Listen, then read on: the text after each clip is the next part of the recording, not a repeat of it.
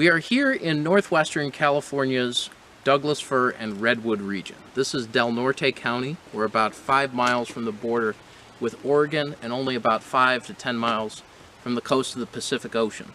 What you're looking at right here is a clear cut of Douglas Fir, both up the hill from us over there and directly behind me. You'll notice in the background there are misty mountains and that much of the hillside is covered with Douglas Fir. Some of it is logged out. Here in Northern California and Southern Oregon, forestry is a huge industry and employs tens of thousands of people, and Douglas Fir behind Southern loblolly pine is the most commonly used tree to build houses, to make paper, to do anything with forestry products in the United States. 2x4s on your floor, home construction, anything with forestry. So, what we're looking at here is a forest that has some old growth trees. Like you can see this tree that was cut down was really old. These don't have as big a circumference, so they probably aren't old growth. This region gets a ton of rain since it's right on the Pacific Ocean. That's why, the Pacific Northwest. So the trees grow pretty quickly. It's somewhat like the southern United States, where they also get a lot of rain. And there's a battle going on that has gone several rounds in court over the northern spotted owl. So the northern spotted owl lives only in these forests and is considered endangered. And it only lives in old growth forests, right? So it can't live in this kind of stuff that's been cut before. There's a regulation that is sometimes obeyed, sometimes not, that harvesters are supposed to leave 40% of the old growth timber in any site that they harvest. Now, why would foresters not want to do that? Because that's expensive to try to do the selection on what trees you're going to cut, which you're not, and why would you want to cut an old growth forest? Well, you'd want to cut an old growth forest because you don't have to pay initial planting costs. So the value of that land to timber harvesters is higher, whereas if you're reharvesting this, you first have to pay to replant. Now, both sides kind of have a point, but both sides are experiencing what we call an externality.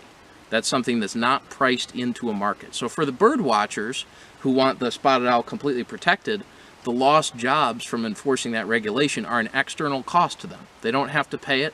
They don't really care. And on the other hand, for timber owners and for timber harvesters, the costs, unless they're also bird watchers, the costs of having the northern spotted owl disappear are also external. So what this teaches us is that in places where there are goods that don't have a price on them, there will always be some sort of inefficiency and bargain over natural resources that are held in common.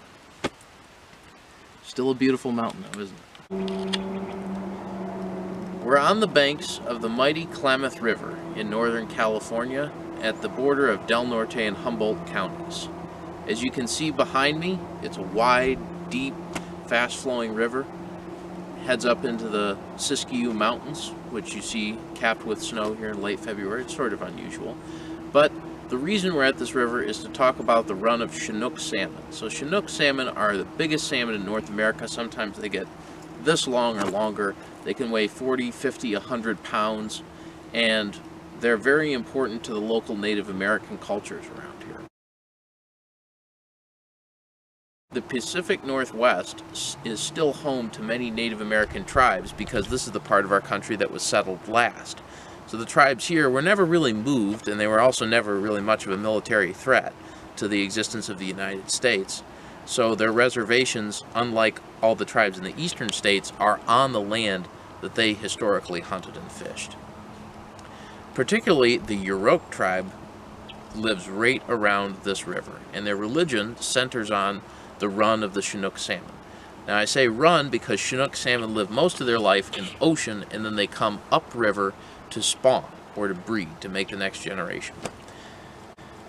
These fish are called catadromous fish, I think, which means they live in the ocean, they breed in rivers. The opposite, anadromous, like American eels, lampreys, live in fresh water, breed in salt water, and then the next generation comes back, and so forth. So, traditionally, the Yurok Native Americans harvest salmon here with nets, and there's plenty to go around. As recently as the early 1900s, almost 1 million salmon a year came up the Klamath River from the Pacific Ocean to spawn. By the mid-2000s, however, that number was below 50,000, and in 2017 it hit a record low of 11,000 Chinook salmon. So what happened? Well, what happened is a few things. First, overharvesting, and second, water diversion, and third, competition for harvesting with recreational fishermen and others who didn't traditionally use the river. When you fish at a greater rate than the rate of population growth, you deplete the stock of adult fish. And if you keep overfishing for long enough, you will get fewer and fewer and fewer fish. So why does this happen? Because no one fisherman has an incentive to cut back. If I cut back my fishing one fish, I lose either the meat or the money I'd get for the fish, but since it's a common pool resource, no one owns specific rights to fish the river. I cut back by one, another fisherman will just take the fish that I didn't. So it's in everybody's short-term best interest to take as many fish as they can. This can be fixed a couple of ways. One of them is with quotas, just a blanket, this is how many fish everyone gets to take out of the Klamath River this year, and you want to align that with either maximum sustainable yield, which is the rate of growth, or something lower to let the population grow. Or you can have ITQs, which are tradable quotas amongst the fishermen. So you set the total amount of catch at the quota, but then you let fishermen trade with each other for money. And what that does is it makes sure that the most efficient fishermen are the ones who are buying the rights to fishing. Because if I am spending more time per fish that I catch than another larger fishing operation, I will be willing to sell my quota to that larger fishing operation. Since they are more efficient, they'll be willing to pay more than I would make fishing.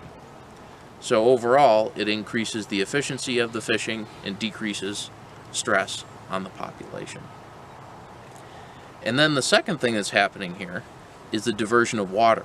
In California, water is very scarce. Not up here in the redwoods, but in the state as a whole, particularly down by Los Angeles, the Central Valley of California, where agriculture is king. So farmers in California and city dwellers further south are a very powerful political force in this state compared to Native Americans. And they divert water every year from the Klamath River and other rivers in Northern California to irrigate farmlands and to serve as drinking water.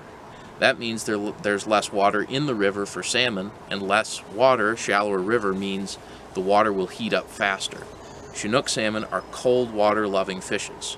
A couple of years ago there was a big die-off in this river when too much was diverted for agriculture. The water temperature went way high and the fish all died off. So it's a story of lack of incentives to cut back and conserve resources.